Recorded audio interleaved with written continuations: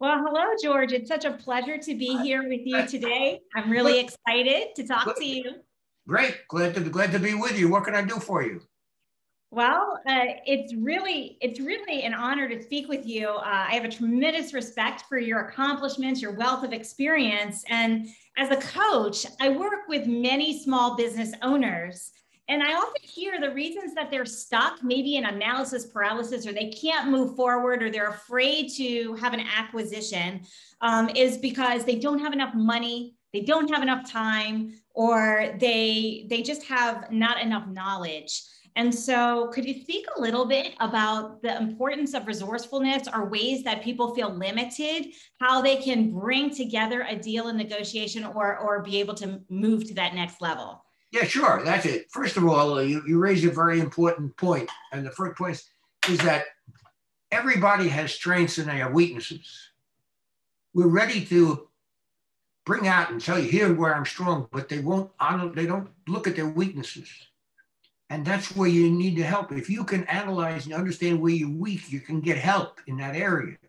If you're lousy with figures and numbers, get an accountant or somebody that's good. If you're not aware of what's involved in making a good real estate deal, get a broker or somebody who is. If you don't know how to talk to people, get somebody who does. If you need coach, whatever. If you will understand your weaknesses, you can correct your weaknesses, and that will help you. Now, part of what you're saying, especially with new entrepreneurs, they don't understand their weaknesses because they've never looked at them. So, they never really analyzed their strengths. So if I said to you, what are you looking for? How much money do you have? How much are you going to invest? Do you own your house? Do you have a mortgage? So what do you want to be?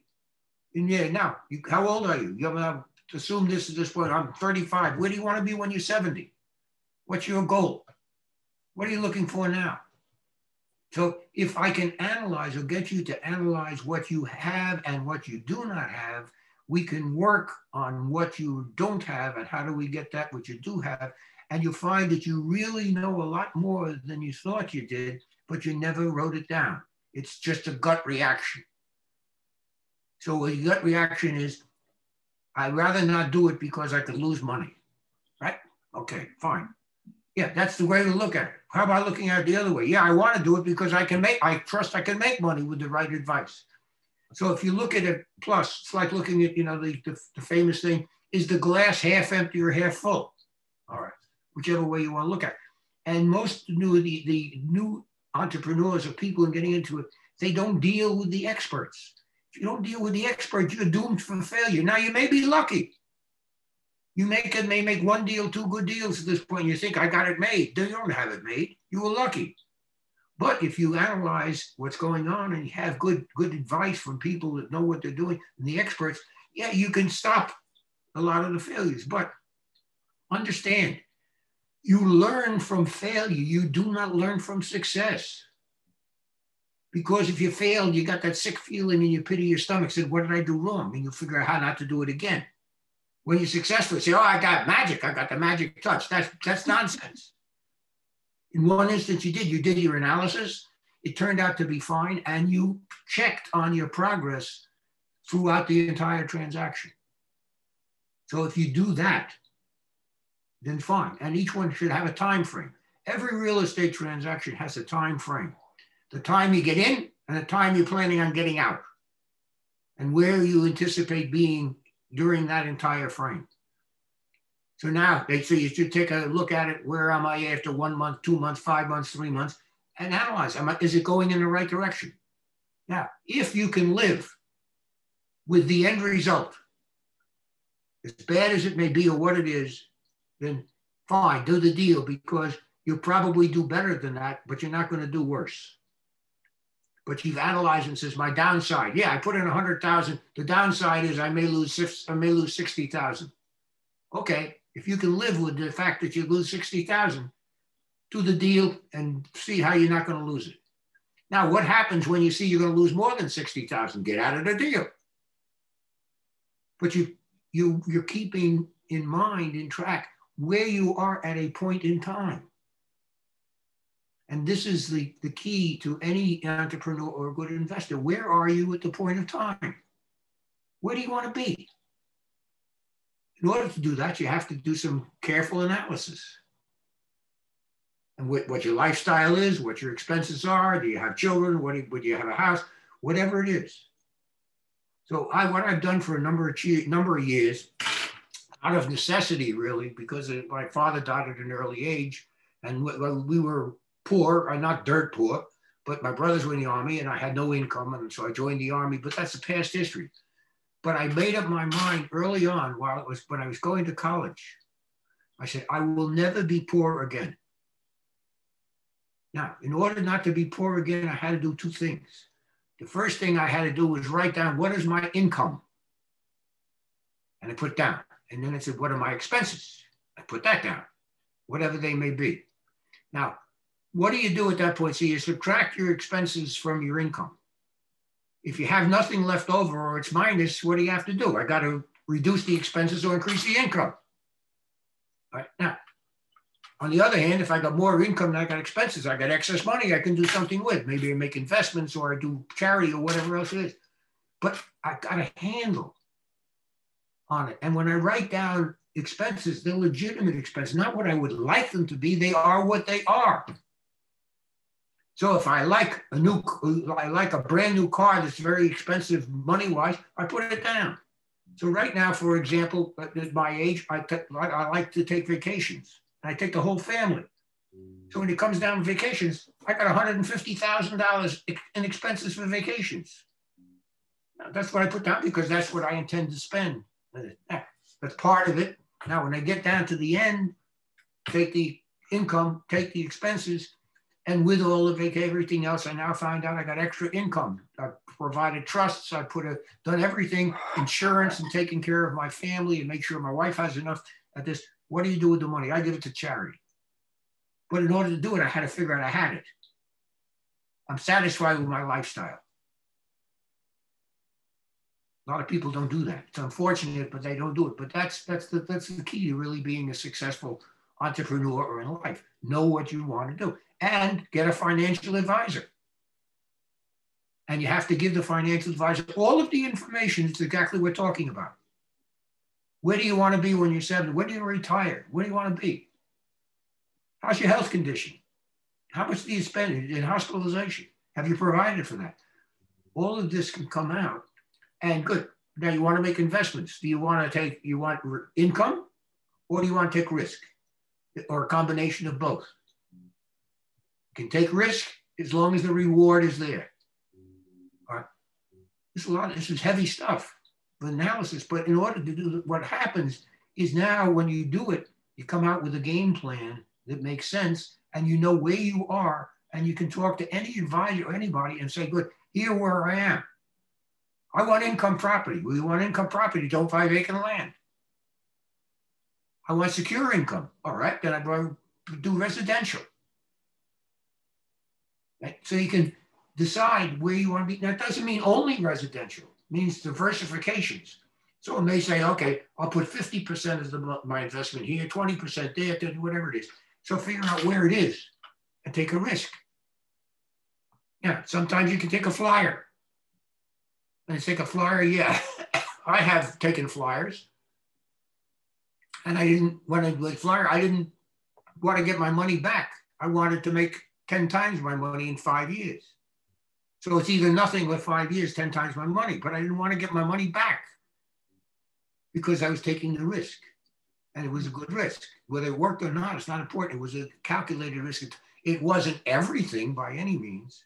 It was just what I thought was appropriate with money. I didn't care if I lost.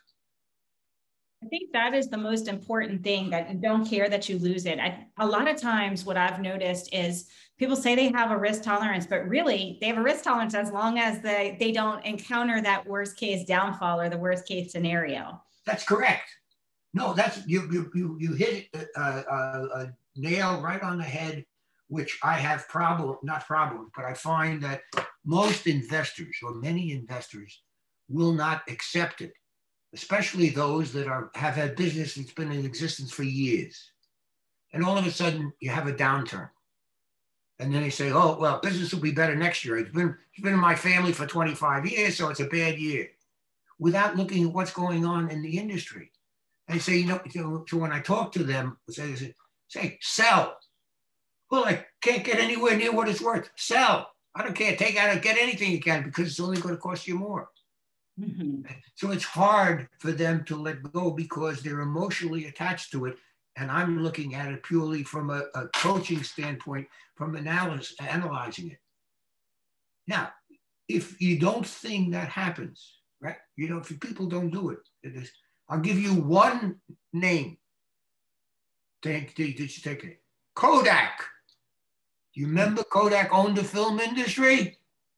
It don't anymore. And what happened to Kodak? Polaroid, right? Okay, what happened to Polaroid? Gone, digital. Digital, right. So now you look at Kodak, who was there and had an industry. Nobody was watching what was going on in the technology industry to saying, hey, maybe we ought to get out of the film business. Now, that's a good entrepreneur, a good business person looks at where they are and what they can do with it, and maybe it's sell, or maybe it's merge, or maybe it's change the whole line of thought. But at least you're aware of where you are and where you're going, and you get the emotion out of it. And know when to get out. I think knowing when to get out is where you're going with this, because if you're an industry that's in decline, that doesn't have an opportunity to transition, or you've missed the buck on transition, knowing when to get out, I think that's a very, very hard skill set and thing to do as an entrepreneur. It is. It's very difficult to do because you somehow say, that makes me a loser. It doesn't make you a loser. It makes you a winner. You had a situation that you couldn't control. You got out of it. Go on to the next. Take your loss. It's hard to do that. The more money and the time you have involved in it, the harder it is. Next year will be better with it. But the smart, successful entrepreneurs make the changes. Mm-hmm. So they now say, good, we'll do something else. We'll make a different product. Or I'll do a different sales pitch, whatever. But they'll take a different tack, avoiding what has already occurred, and you just recognizing it, that business is going out. Now, you have this today for the big box stores are in trouble. Why? Because of the internet. People like to buy online. So you don't need the big brick and mortar stores because people are not going to those stores. That means you shouldn't have them? No. But you don't need the big one. You don't need what you had before because the market has changed. So now what do you have to do? I got to change my marketing. I got to go now get involved with online sales, and I have to change the sales pitch, and I have to change the people that answer the phone when you call me online because I'm not there on the store. So it's a change in philosophy to take account what is going on at the time. And that's the key to being successful in any business or any investment. Am I taking advantage of what's going on at the time or what I think is going to go on at the time? If I think it's going to decline, I'm taking it kind of down to decline. If I think it's going to go up, am I gearing for the up? That's pre-planning. Absolutely. Most people don't want to do it. They say, I'll see what happens. Good. You see what happens when you go broke. Or it's too late to do anything. Absolutely. So George, let's talk about that a little bit more. When you're looking at that, and right now, a lot of people have found themselves in that situation. We've accelerated technology in the last year, and the future of work is changing. And so if we find ourselves caught and we haven't quite adapted yet, knowing how to pivot, knowing what to do, and knowing if it's time to let go, having the right coach or mentor is critical to that. So what would you say about finding a coach? How do you find the right coach and the right mentor for you? What's your weakness? What's your weakness? My weakness is I'm not healthy. Good, get a health coach.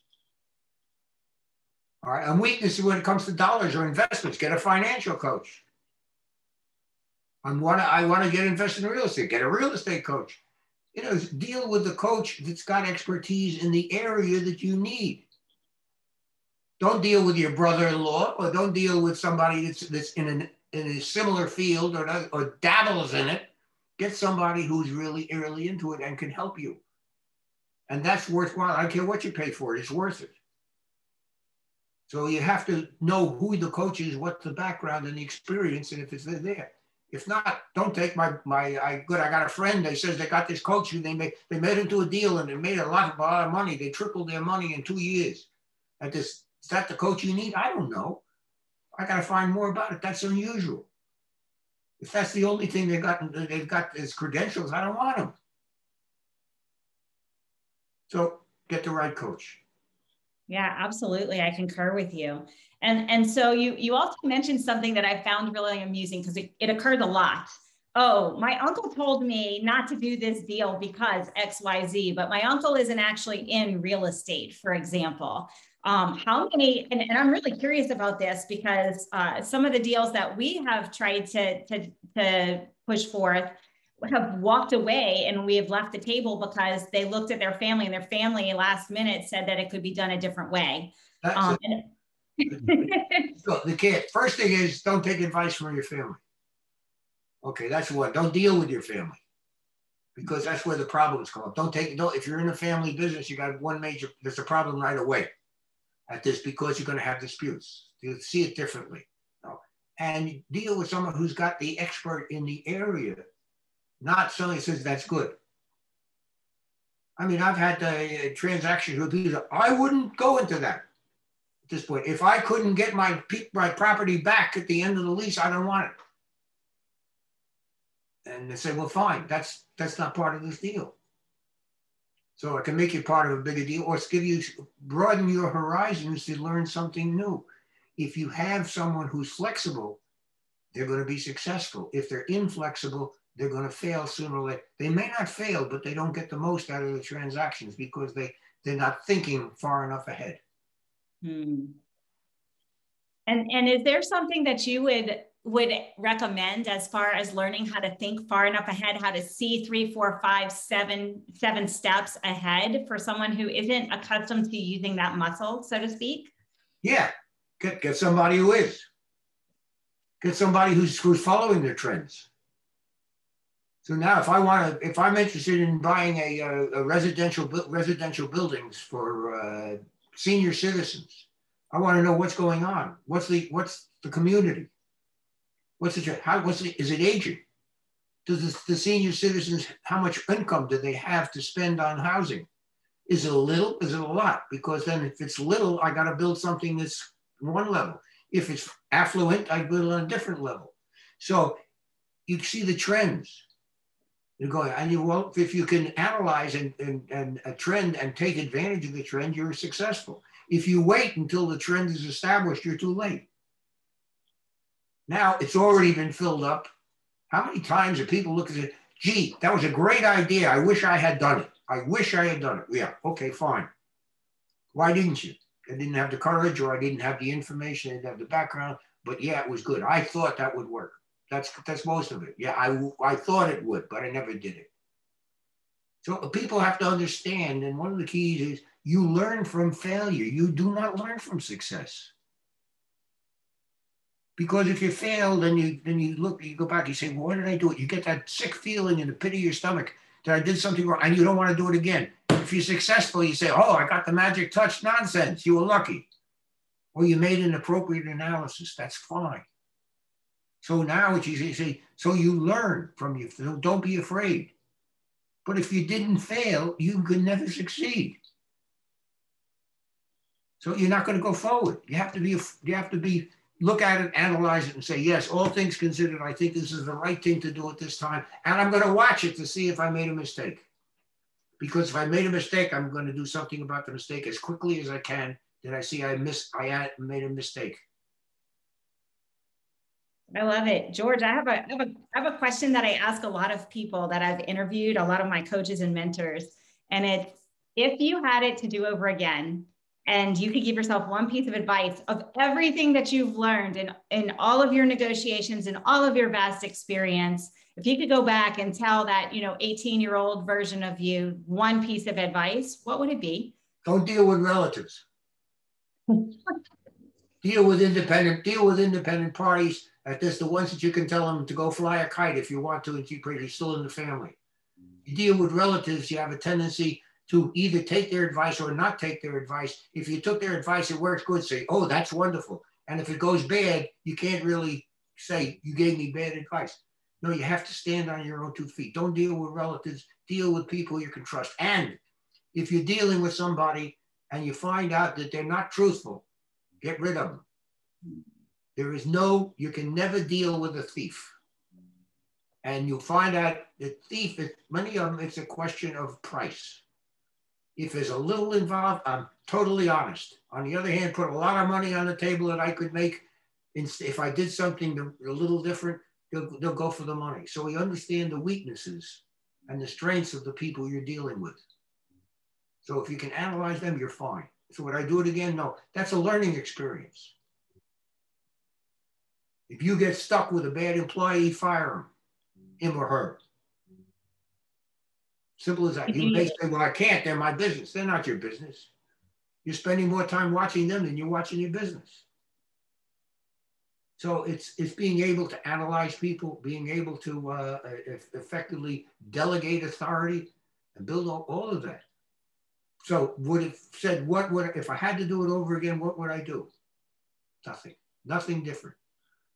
Because with the information I had, I did what I thought was right. Sometimes it didn't work out the way I had in mind, but most of the times it did. All you need in life is more wins than losses. You'll be fine.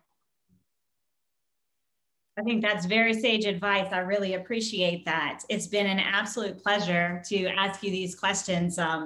And I know that you have so much to offer. I've read your books. I really do enjoy every time that you speak. I've watched several instances with JT and otherwise, and you're just always have an even keel and an even, like, a lot of people get emotional when they speak about certain things. You just always have that calm, collected, and just sage advice. I really appreciate your. Understand, emotion doesn't solve anything.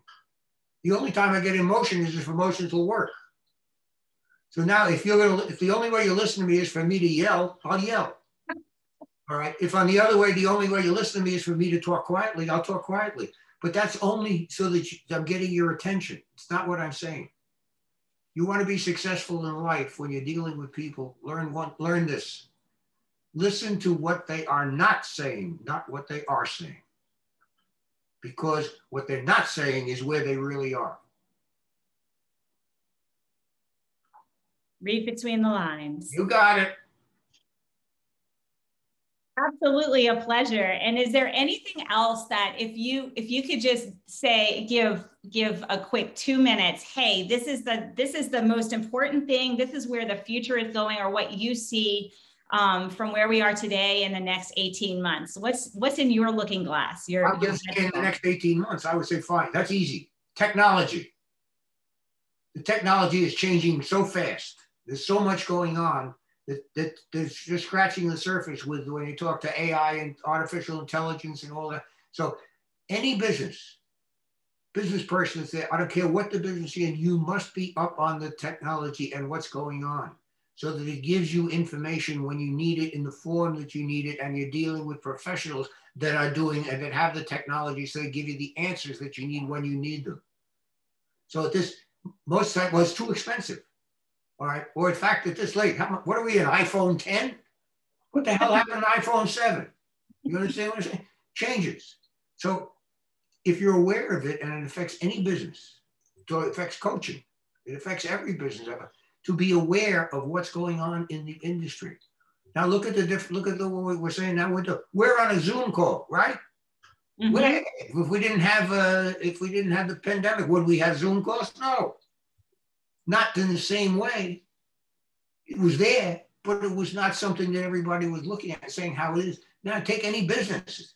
All of a sudden say, "What? I don't need my people in the office at the same time. I don't need 30,000 square feet of office space. I can have half of my people working from home, and we'll do Zoom calls." Mm-hmm. And what do you think happens? You get 10 competitors for Zoom that are better doing something else. So if you're aware of the technology and are up to it, you're going to be successful in business. If you're not, you're going to be left behind. I love it. I completely concur with you. And it's funny because I was on Zoom for 3 or 4 years, and it was really a challenge to have people to meet virtually. And everybody wanted to insist on in person. And now that some places are opening up, people have realized that they actually prefer the Zoom because they don't have to travel anywhere. They don't have to feel unsafe in any kind of situation. They don't have any unknowns. They know that they can log in and they can talk just like we are today. Yeah, but that's true. But you have to understand that there are pitfalls too, or there's shortcomings. In Zoom, you don't get a chance for body language. Yeah. So now I can see, yeah, we can see face to face, but I still don't see some of the body language. Oh, you're not. And I noticed right now, just you're looking down. I don't know what you're looking at. Oh, I'm writing notes. No. I'm not saying it this way, but the difference is if we were face to face, I could see what you're doing. So there's an advantage to being personal. Also, questions may come up. So in other words, so now look at this. We said, you're looking down, and I said, I don't know, you said, I got a pen. So you answered the question because I raised the question. I wouldn't have raised the question if I was in person. You're right. You're absolutely right. I wouldn't have seen it, and I could have made an assumption. Well, she is writing down, basically we're talking, which means she's interested in what I'm saying, because otherwise you wouldn't write it down. Unless I look over and you're doodling, in which case they're not interested. So you lose part of the person-to-person contact when you're on the Zoom or the others. But what you do gain is now you have the ease of facility that I can be thousands of miles apart in different time zones, and we can communicate at a time that's convenient for both of us, where we don't need it. So everything in life has pluses and minuses. You're absolutely right. Thank you so much for that, George. And I really appreciate your time. I know that we are due to be ending. So I'm sure Tracy's going to pop back in on us. I appreciate everything that you have given today and everything that you've done, because I do consider you quite a mentor. That's it. That's the same to me, Mitch. That's what I find very interesting, very exciting for me. Although at my age, I don't get exciting that easy.